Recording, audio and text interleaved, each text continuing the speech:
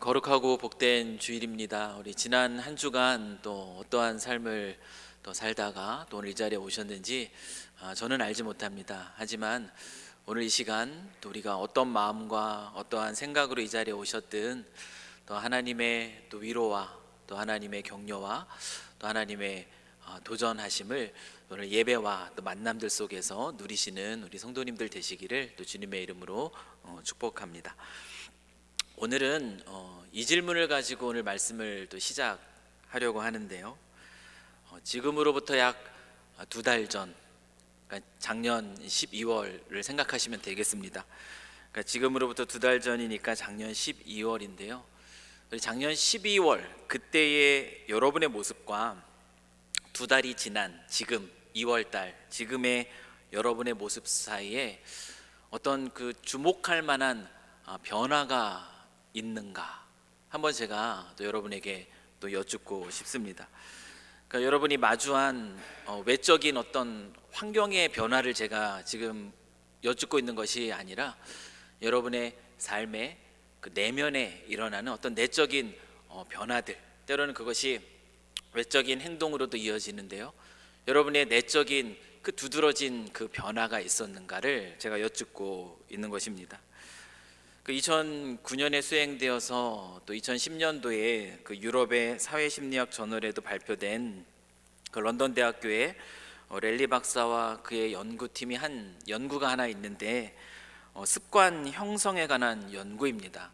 그 연구의 보고 결과는 개인마다 차이가 있지만 새로운 습관이 형성이 되는데 평균적으로 66일이라는 그러한 시간이 걸린다라는 그러한 결과를 보고했습니다. 그래서 66일 노트, 습관 노트 이런 것들이 또 한때 또 유행하기도 했습니다. 하지만 이와 같이 약간 2달이 넘은 시간이죠. 66일이면 이 시간 동안 어떤 두드러진 삶의 변화가 나타나기 위해서는 지속적인 노력이 이루어져야 합니다. 그래야지 이런 결과가 나타나죠. 일반적으로 볼 때 변화의 노력, 어떠한 변화의 노력이 없이 우리가 2달을 보내고 우리 자신의 모습을 2달 전과 비교해 본다면 우리 안에서는 그리 큰 변화를 발견하지 못할 것입니다. 그런데 오늘 우리는요 2달이 채 되지 않은 시간이에요. 한 50일 조금 넘은 시간 동안 이 두려움에서 그 담대함으로 완전히 변화된 모습을 보이는 한 사람을 오늘 본문에서 우리가 마주하게 됩니다. 그 사람은 누구인가 하면 바로 베드로입니다. 불과 2달도 채 되지 않았습니다. 유월절 전날 밤에 예수께서 잡히시던 그날 밤에 이 베드로는 사람들에 대한 그 두려움 때문에 예수를 3번이나 부인했습니다. 그냥 부인한 것도 아니고 저주하고 맹세까지 하면서 예수를 부인하며 그 두려움 속에 떨었던 사람이 바로 베드로입니다. 예수님이 죽으셨고 그리고 사흘 만에 부활하신 이후에 그 제자들을 처음 찾아가신 그 날에 그 제자들의 모습이 성경에 어떻게 기록되고 있는가 한번 보시면 요한복음 20장 19절은 이렇게 기록하고 있습니다. 이날 곧 안식 후 첫날 저녁 때에 제자들이 유대인들을 두려워하여 모인 곳의 문들을 닫았더니 예수께서 오사 가운데 서서 이르시되 너희에게 평강이 있을지어다. 이 부활하신 예수님이 그 제자들을 찾았을 때 그들의 모습은 어떤 모습이었죠? 그들은 두려움에 사로잡혀 있었습니다. 그들의 스승 예수를 십자가에 달아 죽인 그 유대인들을 두려워하여 그 모든 사방의 문을 닫고 그 자리에 숨어 있던 모습들이 제자들의 모습이었습니다. 베드로의 모습도 마찬가지였습니다.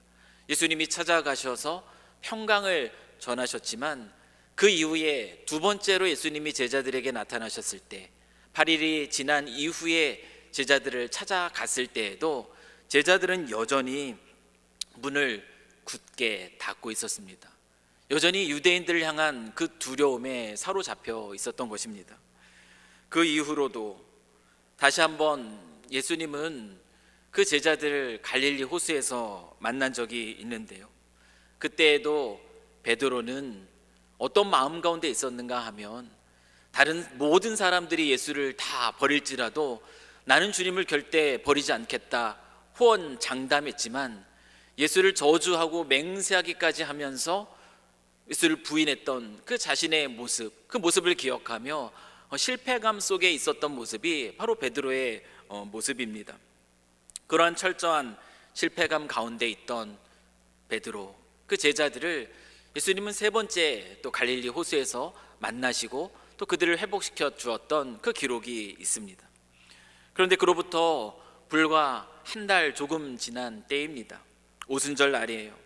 오늘 우리가 이 오순절 날 나타나고 있는, 우리가 발견하고 있는 이 베드로의 모습은 어떻게 그려지고 있습니까?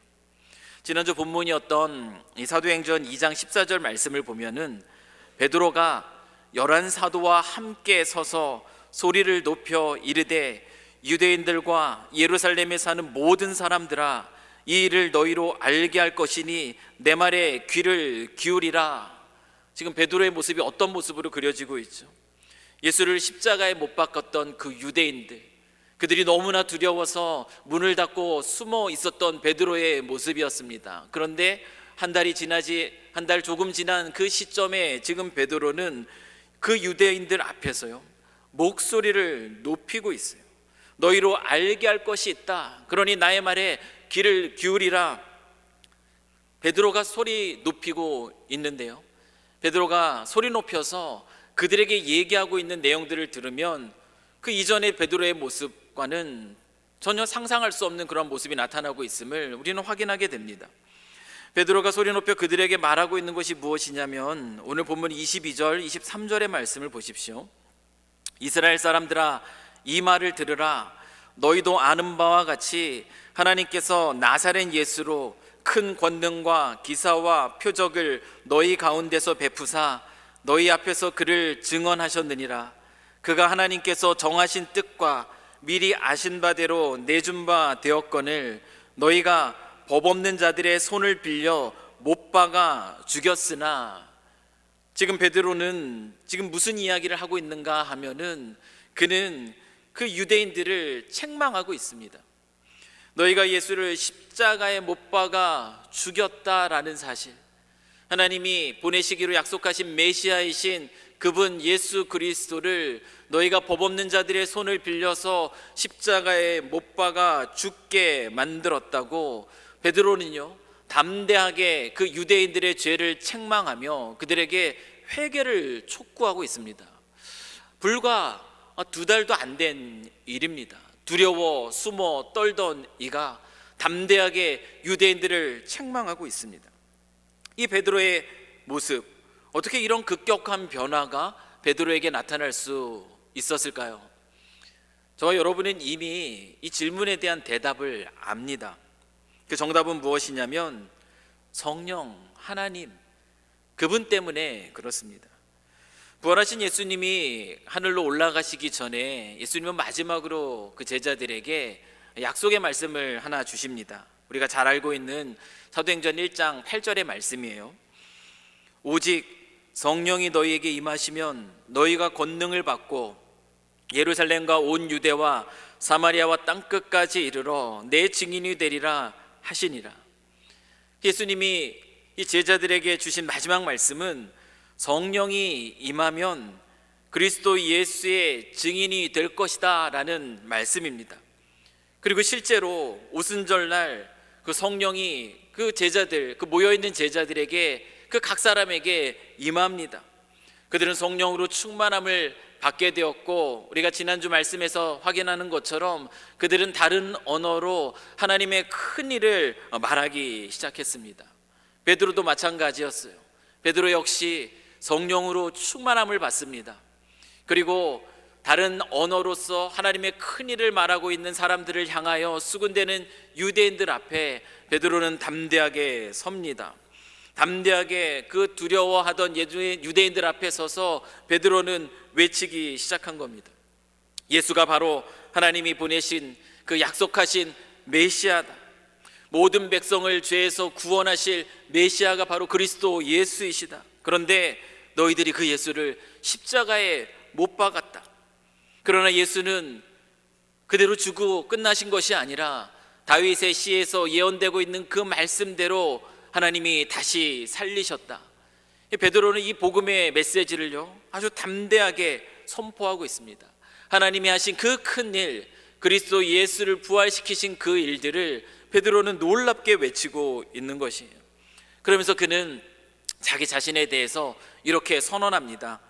32절의 말씀이에요. 이 예수를 하나님이 살리신지라. 그 예수의 부활에 대해서, 하나님이 하신 그 큰 일에 대해서 선포하고 나서요 베드로는 말합니다. 우리가 다 이 일의 증인이로다.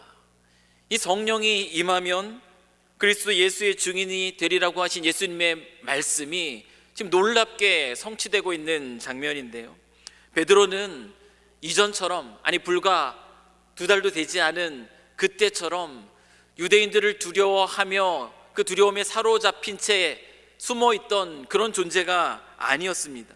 예수를 부인하는 자가 아니라 이제는 성령으로 충만함 가운데서 담대하게 그 사람들 앞에서 우리 주 예수 그리스도의 부활의 증인으로 서 있는 모습을 오늘 우리가 이 말씀을 통해서 보고 있는 것이에요. 여러분, 사람은 어떻습니까? 사람은 쉽게 변합니까? 여러분들은 어떻게 생각하시나요? 사람은 쉽게 변하지 않습니다. 여러분, 개인이 선천적으로 가지고 태어나는 어떤 정서적, 행동적 특징 같은 것을 우리는 기질이라고 이야기를 합니다. 이 말은, 기질은 유전적인 영향을 많이 받는다라는 것입니다. 유전적인 영향을 받는다라는 것은 쉽게 변하기 어렵다라는 것이에요. 그 예를 들면 집중력, 성실성 이런 것도 유전적인 영향을 받는 것이라고 얘기합니다. 고집 부리는 거, 거짓말을 쉽게 하는 거, 신경질을 잘 부리는 거, 이것도요 유전적인 영향의 요소라고 이야기를 하고 있어요. 뿐만 아니라 불안감을 더 많이 느끼고 우울감을 더 많이 느끼는 것, 이건 역시 유전적인 영향을 받는다고 이야기합니다. 성격은 이와 같은 기질을 바탕으로 해서 환경적인 요인과의 그 복합적인 작용 속에서 형성이 됩니다.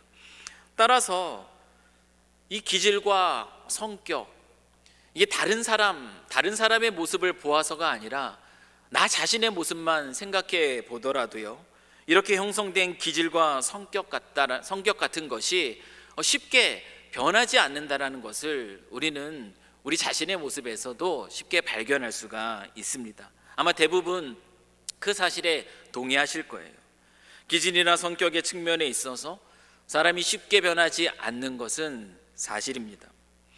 사람은 고쳐 쓰는 것이 아니다 라는 말도 우리는 듣게 되죠. 이 말은 인간의 성격과 본성이 쉽게 변하지 않는다라는 그 현실적인 인식이 반영된 그런 이야기입니다. 우리는 누군가를 변화시켜 보려고 노력합니다. 그런데 어떻습니까? 대부분의 경우는 다 실패를 경험하죠. 가장 가깝게는 우리 자녀들 양육하는 데 있어서도 그럴 것이에요. 변화를 일으켜보고자 애쓰지만 그 변화가 일어나기 어렵습니다. 여러분, 제가 여러분들을 변화시킬 수 있을까요? 아니요, 그럴 수가 없습니다. 사람은 누군가의 힘으로 인해서, 누군가의 강요로 인해서 억지로 변화되는 것이 아니더라고요. 제가 여러분을 변화시킬 수 있을 것이다, 제가 뭔가 열심을 내고 뭔가 더욱 새롭게 다른 도전들을 하면서 여러분을 이끌면 여러분이 변화될 것이다 라고 생각한다면 그것은 교만이고요, 그리고 그것은 지나친 욕심에 불과합니다. 제가 할 수 있는 것은 오직 하나님의 말씀을 전하면서 성령께 여러분을 부탁하는 것밖에 없습니다. 사람의 행위가 누군가를 감동시켜 줄 수는 있지만 그것이 곧 변화로 이어지는 것은 아니라는 것이죠. 사람을 변화시키는 것은 오직 하나님의 말씀뿐이더라고요. 한 사람 한 사람이 변화되는 것은 오직 살아있는 하나님의 말씀, 그리고 그 말씀을 통해서 역사하시는 성령의 만져주심 뿐이라는 것을 시간이 흐르면 흐를수록 더 선명하게 느끼게 됩니다. 두려움에 사로잡혀서 예수님을 3번씩이나 저주하고 맹세까지 하며 부인했던 그 베드로가 유대인들 앞에서 담대하게 복음을 선포하며 그들의 죄를 책망하고 그리고 그들에게 회개를 촉구할 수 있었던 것은 그의 어떤 의지적인 결심과 결단으로 인해서 이루어진 일이 결코 아닙니다. 그것은 오직 성령 하나님의 역사하심으로 가능한 일이었다라는 것이에요. 그가 성령으로 충만함을 받지 않았으면 결코 이루어질 수 없는 일이 오늘 본문 속에 이루어지고 있는 것입니다. 여러분, 그렇다면 성령으로 충만함을 받는다라는 것의 의미가 무엇입니까? 지난 시간에도 잠깐 언급했지만 오순절에 성령이 각 사람에게 임하고요, 그리고 성령으로 그들이 충만하게 되었을 때 그들에게 나타난 모습을 한번 기억하십시오. 그들은 말하기 시작했습니다. 무엇을 말했죠?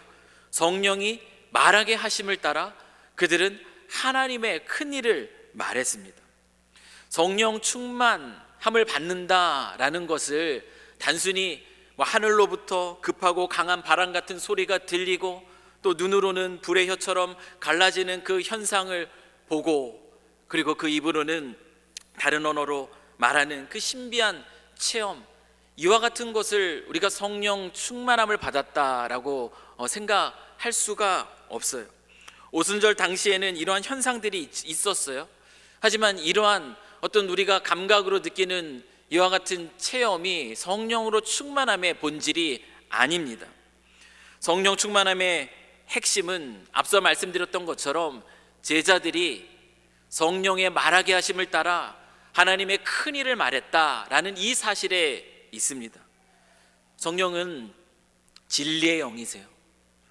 성령은 우리로 하여금 하나님의 말씀을 깨닫게 하고 우리로 진리 안에 행하도록 우리를 인도하시는 분이세요. 성령으로 충만함을 받는다라는 것은 우리를 이렇게 진리로 인도하시는 성령의 인도하심, 그 성령의 다스리심, 그 다스리심 안에 머물러 있는 것을 의미합니다. 성령으로 충만함을 받았기에 베드로는 자신의 두려움의 껍질을 깰 수 있었습니다. 성령의 인도하심을 따라 부활의 증인으로 두려움을 물리치고 그들 앞에 서라는 성령의 감동하심 앞에 베드로는 순종함으로 반응할 수 있었던 것입니다. 두려움의 껍질을 깨고 예수 그리스도의 십자가에서의 그 죽음이 유대인들 그들의 죄로 인한 것이라는 사실을 그는 담대하게 선포할 수 있었던 것이에요. 그리스도 예수의 부활의 증인이 되는 길을 그는 선택할 수 있었던 것입니다. 이처럼 우리를 변하게 하는 것은 오직 성령 하나님뿐밖에 계시지 않습니다. 우리는 그 모습을 또한 어디서 발견할 수 있는가? 유대인들의 모습을 통해서도 발견할 수가 있어요. 베드로가 전한 예수 그리스도에 관한 이 담대한 그 설교를 통해서 또 성령 하나님께서 그 유대인들의 그 무리들 가운데 어떤 일을 이루셨는가, 오늘 우리는 이 말씀 속에서 또한 보게 됩니다. 그리스도 예수의 부활의 증인으로서의 사명을 깨닫고 담대함으로 유대인들 앞에서 메시아에 관한 예언, 그의 부활과 그의 승천에 관한 다윗의 그 시편의 말씀을 인용하면서 베드로는 유대인들을 책망하고 있는데요, 그 설교를 마무리하면서 베드로는 이렇게 선포합니다. 36절의 말씀이에요. 그런즉 이스라엘 온 집은 확실히 알지니 너희가 십자가에 못 박은 이 예수를 하나님이 주와 그리스도가 되게 하셨느니라 하니라. 이 베드로는 다윗의 시편을 인용하면서 그리스도 예수에 관한 예언의 말씀들을 이스라엘 그 백성들, 그 유대인들 앞에서 선포합니다. 그리고 분명하게 얘기해요. 너희는 확실히 알라고. 너희가 십자가에 이 예수를 못 박았다고. 그런데 그 예수가 바로 우리의 주와 그리스도가 되신다고. 그 말씀을 선포한 이후에 여러분 어떤 일들이 일어납니까? 베드로처럼 불과 2달도 채 되지 않은, 고작 50일이 조금 넘은 그때만 해도 예수를 십자가에 못 박으라고 소리쳤던, 그리고 결국 그 예수를 십자가에 죽게 만들었던 그 유대인들이, 그 강팍한 가운데 있던 그 유대인들이, 그 굳은 심령 가운데 있던 그 유대인들이요, 무슨 일이 벌어집니까? 2장 37절 말씀을 보십시오. 그들이 이 말을 듣고 마음에 찔려 베드로와 다른 사도들에게 물어 이르되, 형제들아, 우리가 어찌할꼬 하거늘. 여러분, 베드로가 전한 이 다윗의 이 시편의 말씀이 쉬운 이야기가 아니에요. 여러분, 이걸 지금 읽으시면서 이것이 그리스도를 예언하는 말씀이야, 우리가 쉽게 이해하려고 해도 쉬운 말씀이 아닙니다. 그런데 이 말씀을 듣고요, 그들은 반응합니다. 이 말씀을 듣고요, 그들은 마음에 찔림을 얻습니다. 그 하나님의 말씀이 그들의 마음속에 들린 것이에요. 좌우의 날선 어떤 검보다도 예리한 이 하나님의 말씀이 그들의 강팍하고 굳은 마음을 찌릅니다. 그리고 그 마음의 찔림 가운데 있는 사람들 중에 그 마음의 찔림에 반응하는 이들이 있습니다. 그 반응하는 이들은 회개함으로 나오기 시작했습니다. 여러분, 몇 명이요? 한두 명이 아닙니다. 한두 명이 아니라 무려 3,000명이나 이른다 그래요. 그날에 3,000명이나 되는 집단 회개가 일어납니다. 여러분, 이것은 베드로가 담대하게 주의 복음을 외치기 시작할 때 그 자신도 전혀 일어날 것이라고 상상조차 하지 못했을 그런 일이에요. 그런데 그 놀라운 일들이 일어납니다. 하나님의 말씀이 들립니다. 반응하는 이들이 회개함으로 나옵니다. 여러분, 베드로가 아주 뛰어난 탁월한 설교자였기 때문에 대형교회에 아주 탁월한 어떤 목사와 같은 모습으로 이와 같은 놀라운 일들을, 그 능력으로 이런 일들을 이루었다라고 여러분 생각하신다면 그것은 잘못된 이해입니다. 베드로가 그들을 변화시킨 것이 결코 아니라는 것이에요. 베드로가 담대하게 성령의 인도하심을 따라 하나님의 말씀을 선포하기 시작할 때 그 말씀을 통해서 성령 하나님께서 역사하신 것이고, 성령 하나님께서 그 마음에 찔린 가운데 반응하는 이들이 하나님의 말씀 앞에 반응하여 하나님의 자녀가 되게 하신 것이에요. 여러분, 이 사건을 통해서 우리는 다시 한번 사람을 변화시키는 것은 오직 하나님의 말씀, 그리고 그 말씀을 통해서 역사하시는 성령 하나님뿐이라는 것을 다시 한번 깨닫습니다. 베드로의 부활의 증인으로 변화시킨 그 성령 하나님은 오늘 또한 이 말씀 속에서 보듯이 유대인들을 하나님의 자녀로 그렇게 놀랍게 변화시켜 주셨습니다. 우리 이 말씀을 묵상하면서 너무나 감사한 것이 무엇이냐면, 이 모든 이 말씀 속에 나타나는 이 놀라운 변화를 일으켜 주신 그 성령 하나님께서 제 자신도 놀랍게 변화시켰다는 그 사실을 깨달게 되었을 때입니다. 이 놀라운 변화는 저뿐만 아니라 여러분들 안에서도 일으켜 주신 놀라운 변화라는 것이에요. 사도행전 2장 38절 39절 베드로가 그들에게 주고 있는 이 말씀인데요, 베드로가 이르되 너희가 회개하여 각각 예수 그리스도의 이름으로 세례를 받고 죄사함을 받으라. 그리하면 성령의 선물을 받으리니 이 약속은 너희와 너희 자녀와 모든 먼데 사람 곧 주 우리 하나님이 얼마든지 부르시는 자들에게 하신 것이라 하고. 여러분, 베드로가 선포한 이 말씀, 여러분 이 말씀을 믿으십니까? 그럼 이 말씀 믿으시죠? 이 말씀이 믿어지시죠? 이 말씀이 믿어지셨기 때문에 저와 여러분이 지금 이 자리에 있는 것이에요. 이 말씀이요, 놀랍게 우리 안에서 믿어졌습니다. 그래서 우리는 우리의 죄를 회개하고 그리스도 예수의 이름으로 세례를 받았습니다. 이 말씀이 모든 먼데 사람, 그 우리 하나님이 얼마든지 부르시는 자, 그 기질이 어떻든 그 성격이 어떻든 얼마나 큰 죄 가운데 있든지 하나님이 부르시는 모든 자들에게 행해진다라는 것인데요, 우리가 거기에 해당됩니다. 우리에게 적용되는 이 말씀이, 우리는 이 말씀을 듣고 이 말씀이 믿어졌어요. 그래서 저와 여러분이 오늘 이렇게 또 이 자리에 나와서 죄사함을 받은 이 구원의 하나님의 자녀로서 이곳에서 예배하고 있는 것이에요. 여러분, 이 놀라운 변화가 우리 안에 이루어졌다라는 것, 그것이 우리가 믿기로 작정하고 선택해서 이루어진 것입니까? 그렇지 않다라는 것이죠. 하나님의 은혜로, 하나님이 주신 그 선물로 우리가 이와 같은 놀라운 변화를 경험했다라는 것이, 이것이 얼마나 큰 은혜입니까? 성령께서 행하신 일입니다. 예수께서 이 그의 제자들에게 뿐만 아니라 이와 같이 성령을 선물로 받은 하나님의 자녀가 된 우리들에게 또한 동일하게 부탁하고 계시는 그런 말씀이, 주시는 말씀이 있습니다. 반복해서 말씀드리지만 사도행전 1장 8절의 말씀이에요.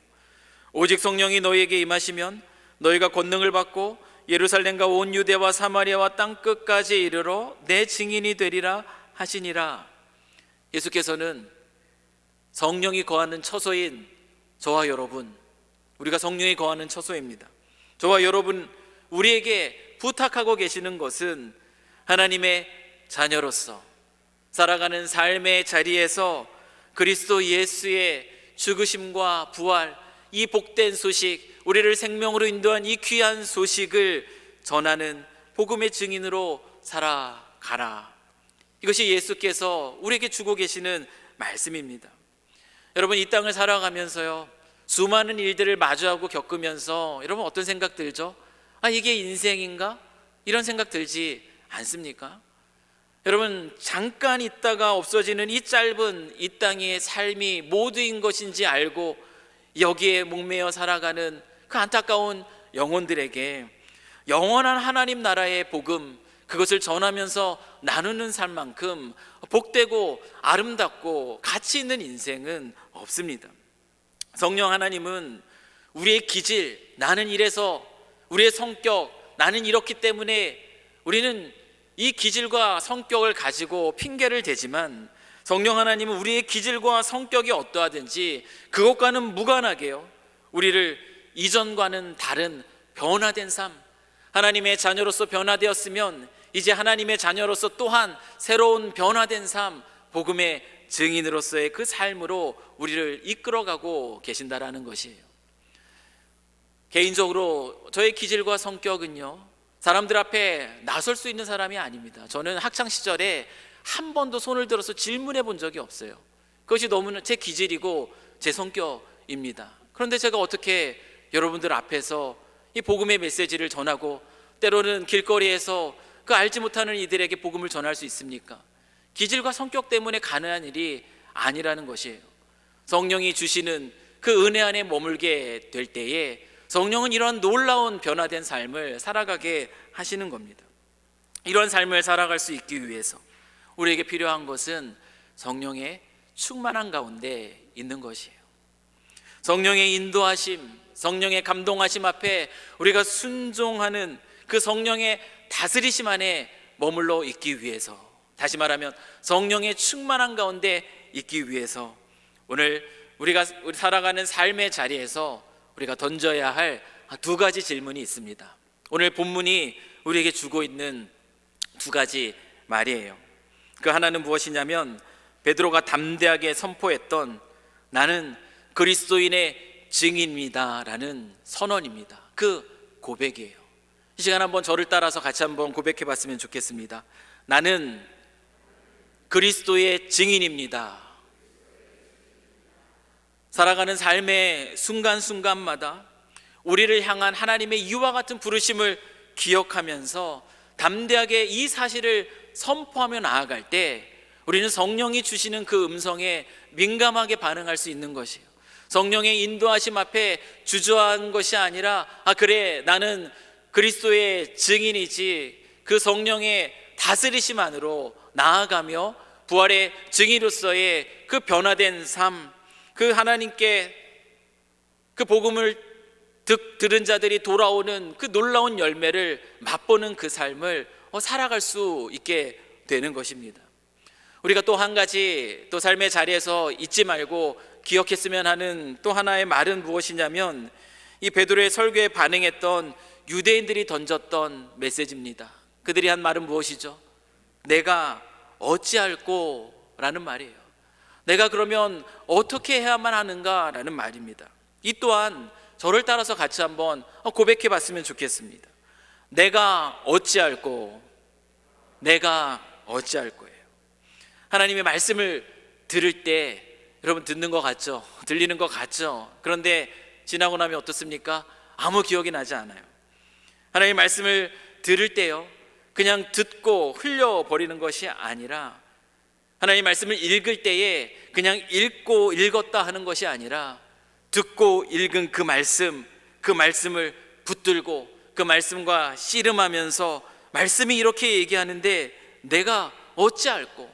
나는 이 말씀 앞에 어떻게 반응해야 하는가 질문하는 것을 놓치지 않을 때 우리는 그리스도를 더욱 닮은 하나님의 자녀로 자라갈 것이고요, 우리가 성장하고 자라가면서 우리는 하나님 나라의 그 풍성함을 더욱더 놀랍게 맛보는 그런 인생을 살아가게 될 것입니다.